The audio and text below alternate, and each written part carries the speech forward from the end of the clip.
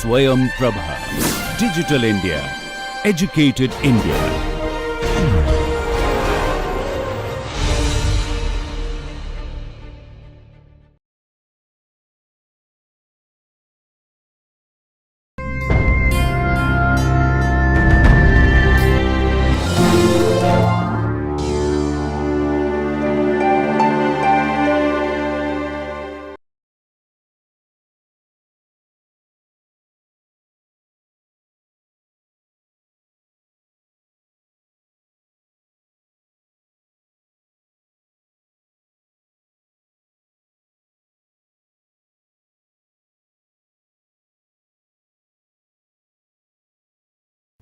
Good morning and welcome to yet another session of the NPTEL course Indian Fiction in English.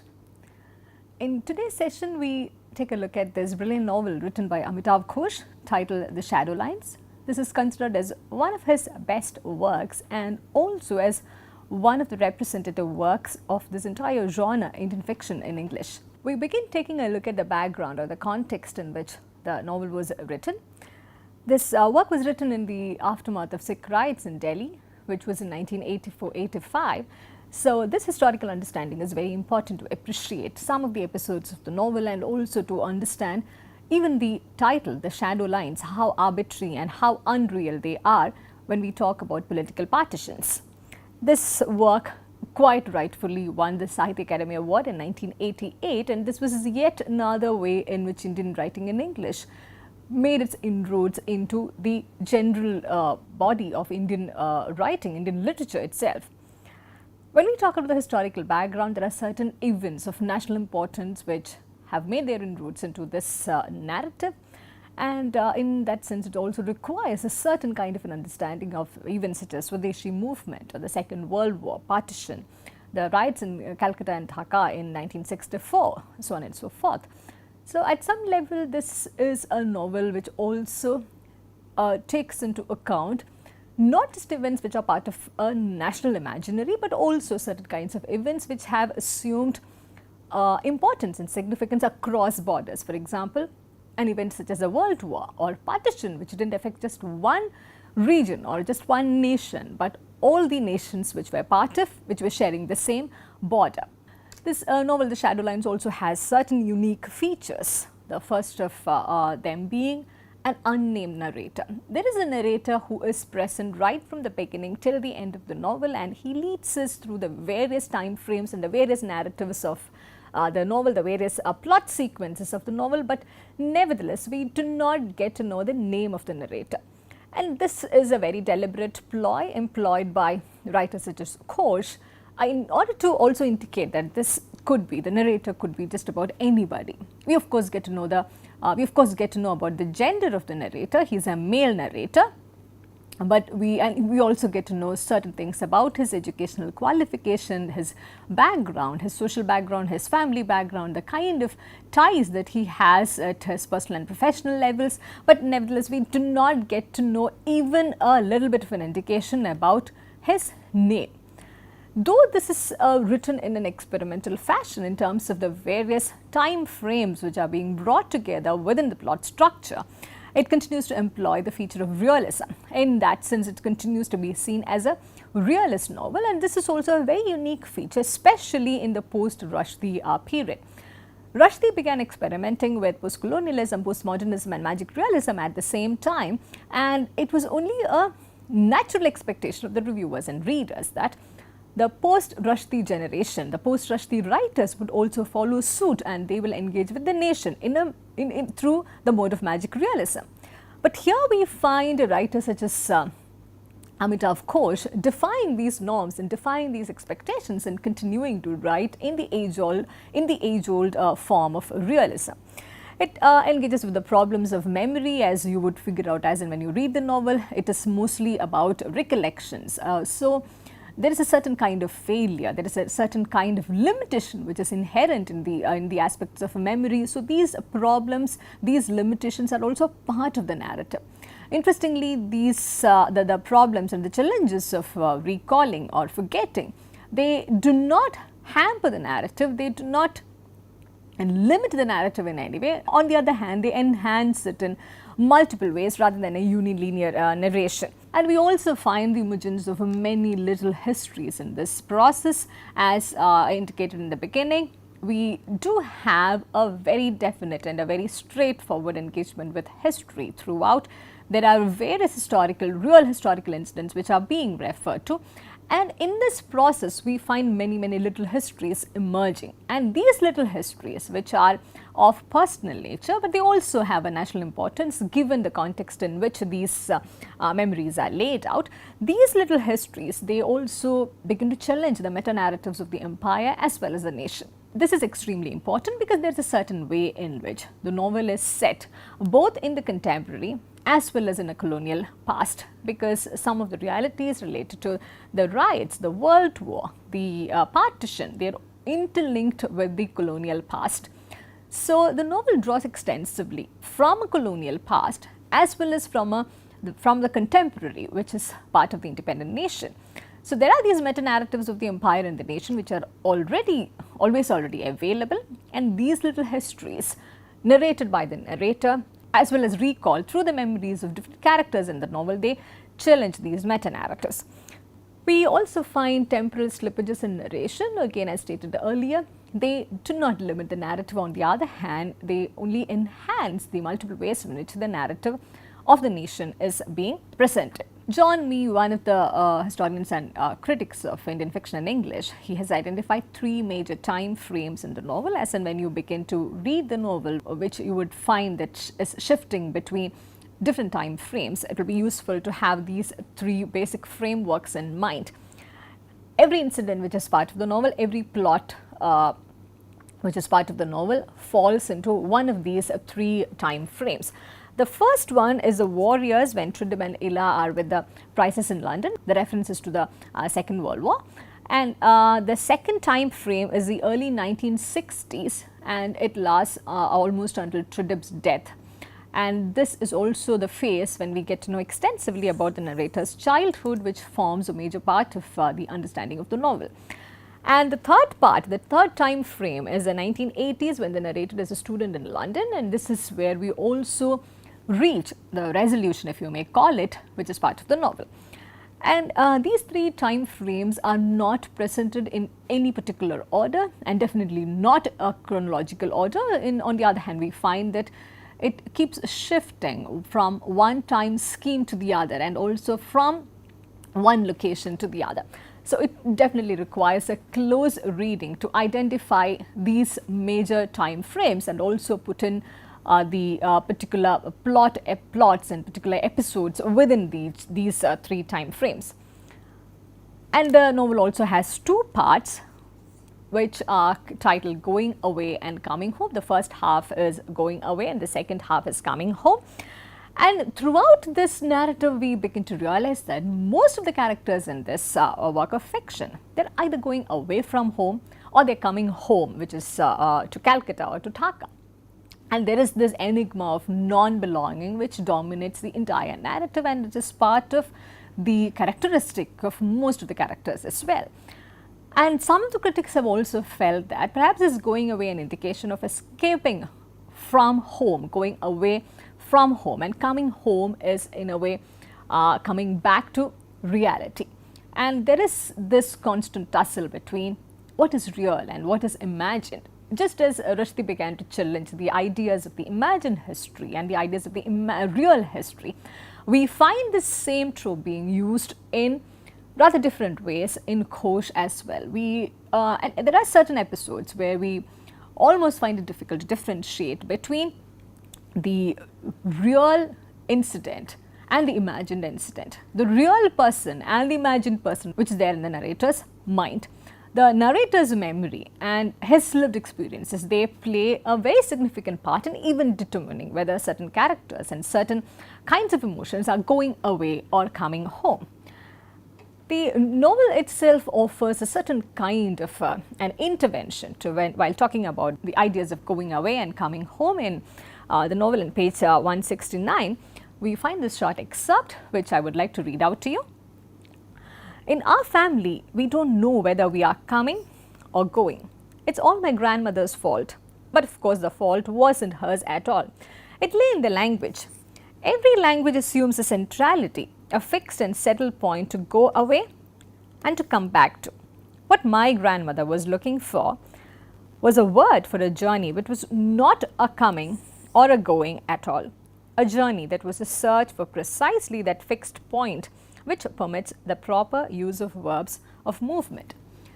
Here we find a play with language and also a reference to the Bangla language, and we find that most novels of the post 1980s, they engage playfully with the aspect of language.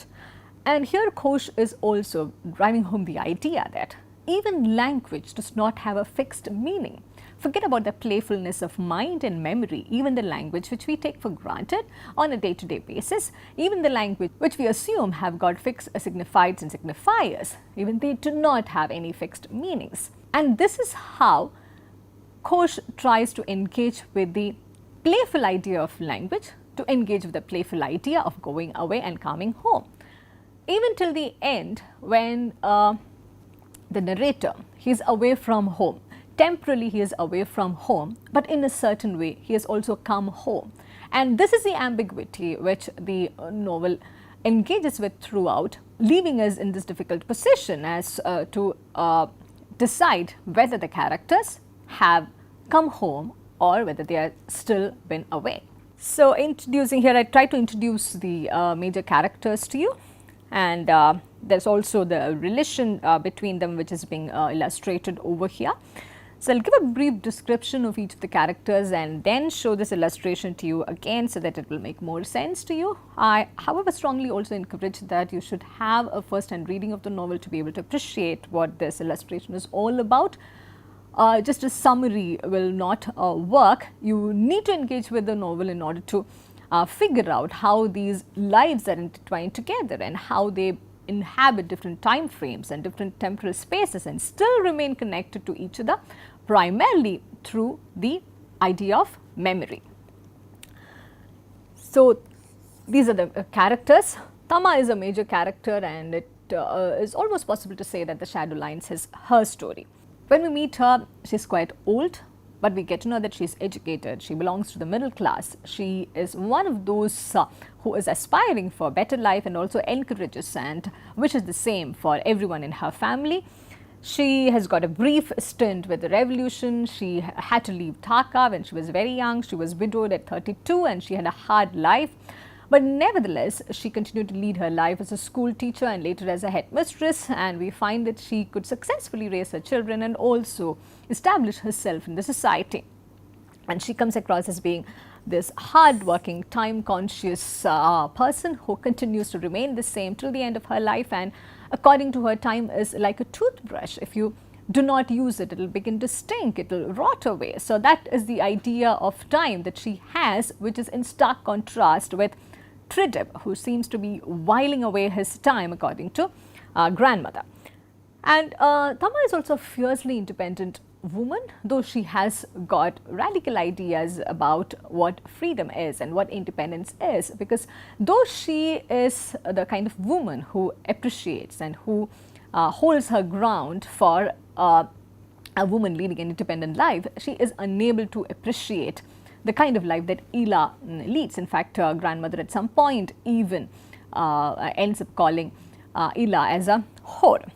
That aside, one of the major episodes of this novel is Tama's mission to bring back her uncle, for which she also pays a visit to Dhaka, which acts like an event of hamartia in Tama's life.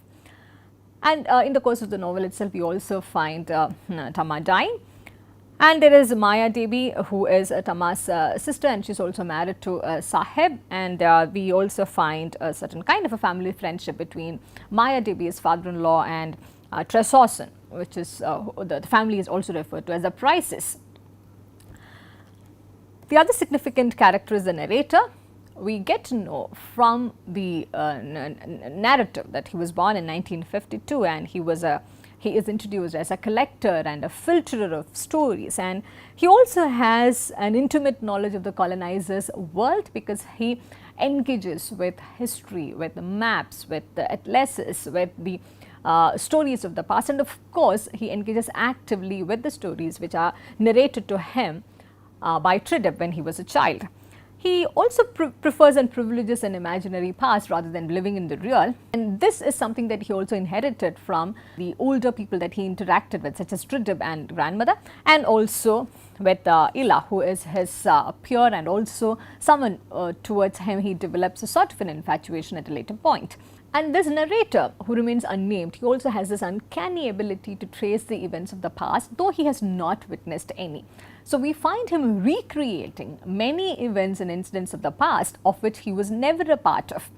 And this could be partly attributed to the wonderful narratorial skills of Tridib, and also partly to the great imaginative faculty that the narrator himself possessed.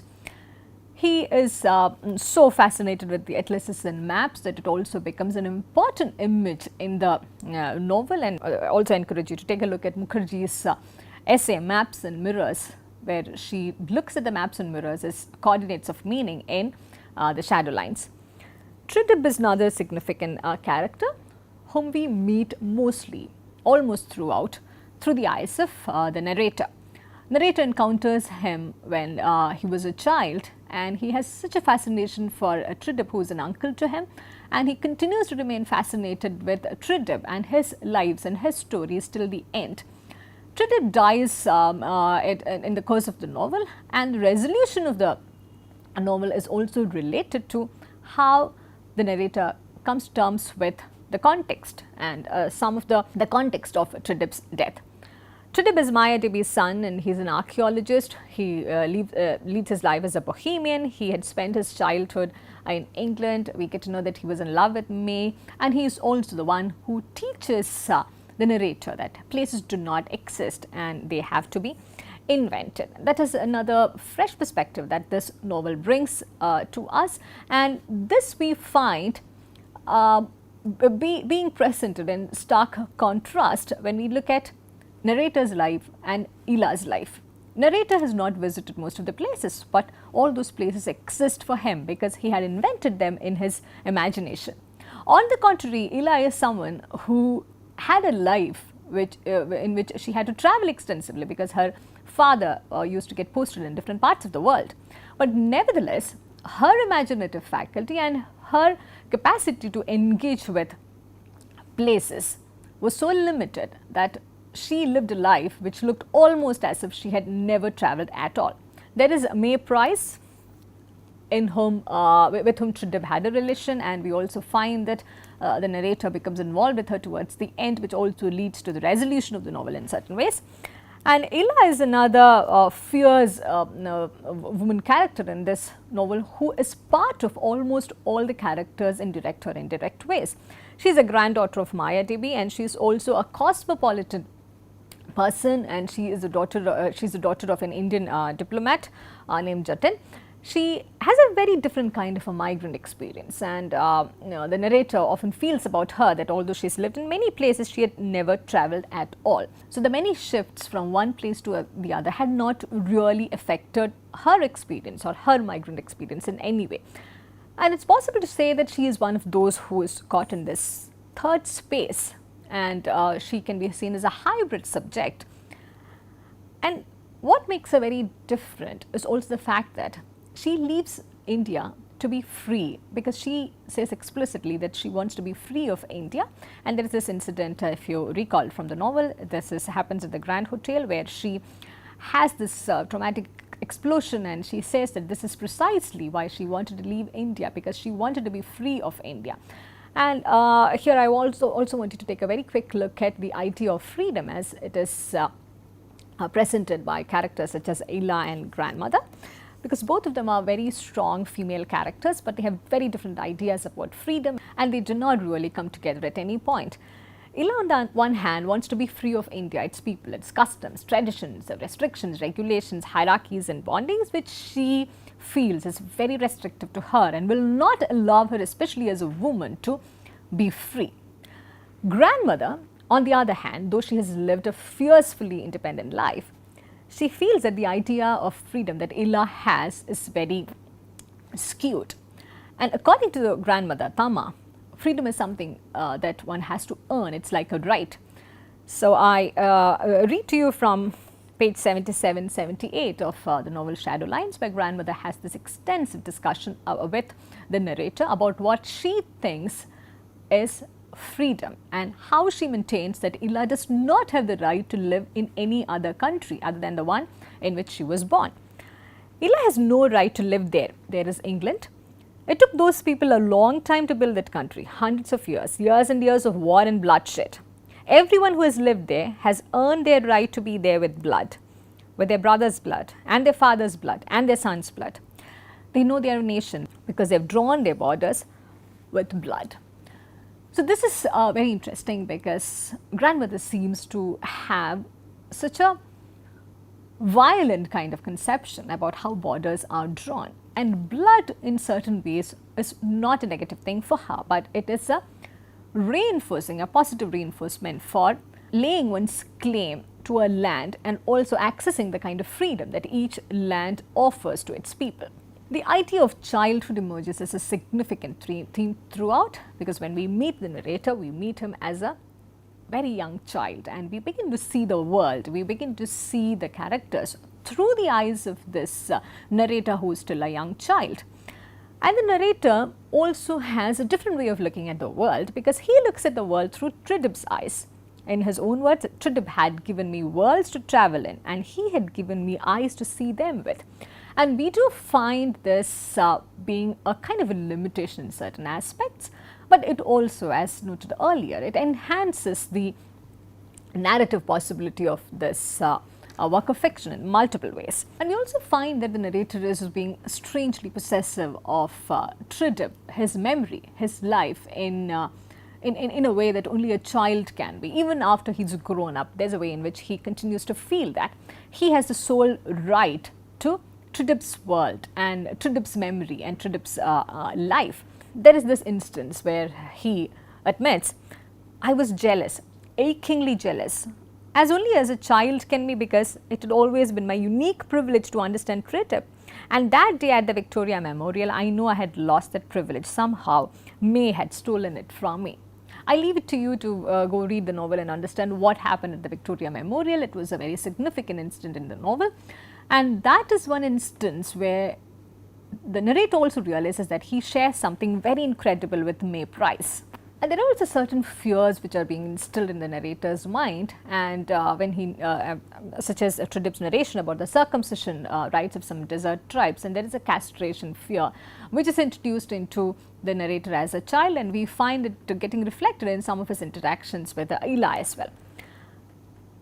As a child, our narrator has got exotic relatives and all of them cannot be reduced to blood relatives. That is how the title becomes all the more significant over here, because certain lines are like shadow lines.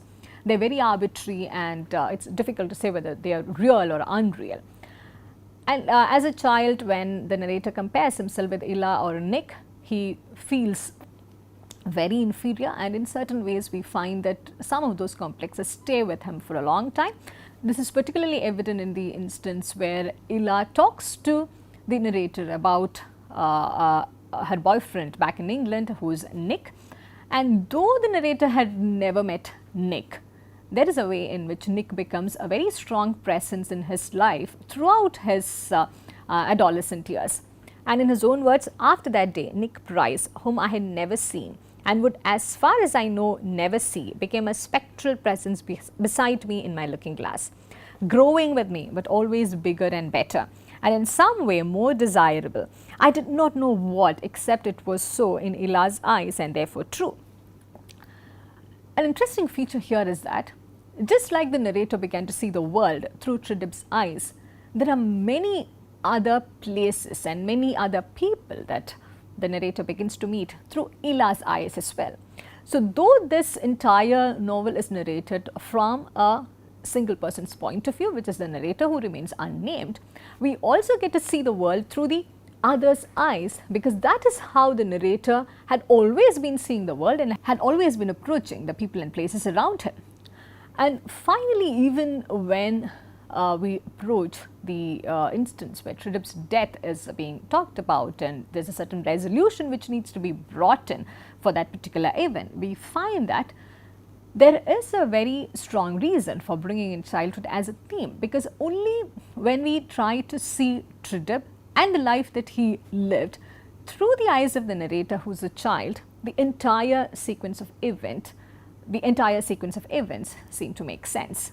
The novel itself is very conscious about the idea that the shadow lines are unreal and arbitrary. There is this segment where one of the characters, Jeta Moshai, he says, once you start moving, you never stop.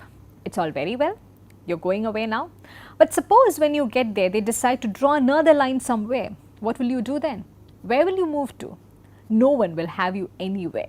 So this is when Tama, the grandmother, goes to pick Jeta Moshai, her uncle, from Dhaka, and they also have such poignant discussions about the partition, about the shadow lines which are drawn between two lands in a rather arbitrary way.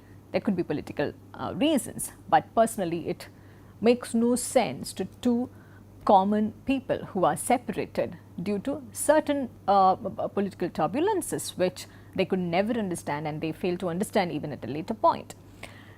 Here it's also important to recall Saadat Hasan Manto and his views on partition. And we briefly read from Toba Tek Singh, one of the best written partition short stories ever. And if you're familiar with the story, you would know that it's also one of the best novels which has taken a sarcastic take against the event of partition and trying to narrate it in the context of a lunatic asylum. And right from the beginning of the narration in the short story Toba Tek Singh, there is this confusion about where a certain place Toba Tek Singh is. So we have this character who is supposedly from a place named Toba Tek Singh, and since he always talks about this place, he himself, the character himself, gets named as Toba Tek Singh. He is in a lunatic asylum and they are about to get a partition and they need to choose whether they will be in India or in Pakistan.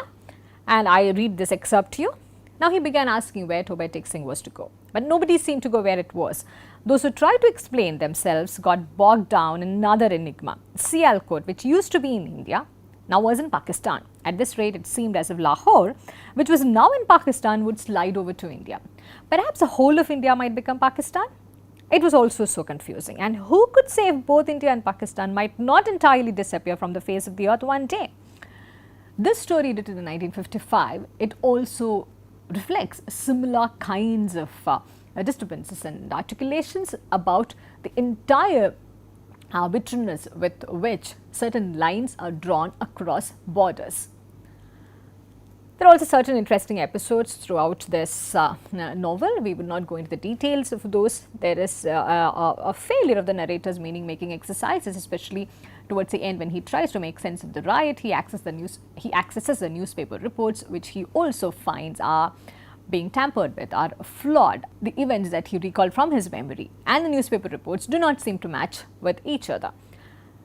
Grandmother's take on freedom and nationalism, they make an interesting discussions almost throughout, and Ela's and narrator's worlds are poles apart, and at some level in a certain episode, Ela even feels that nothing really important happens where you are, and it's in these instances that narrator also feels othered in multiple ways. Though Ela and narrator are related by blood, though they share the same bloodline and they belong to the same ethnicity, he finds that the worlds are so different that it becomes difficult to merge them together again.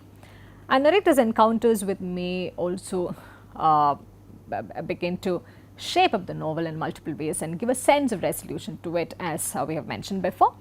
And Ela's relationship with Nick, whom she also marries eventually, that's also a reflection of the ideas of third space, about the diasporic anxieties. And we also find that May and grandmother, one is an English woman and the other is an Indian woman who moved from Dhaka, but we find that both of them are equally foreign and alien in Dhaka.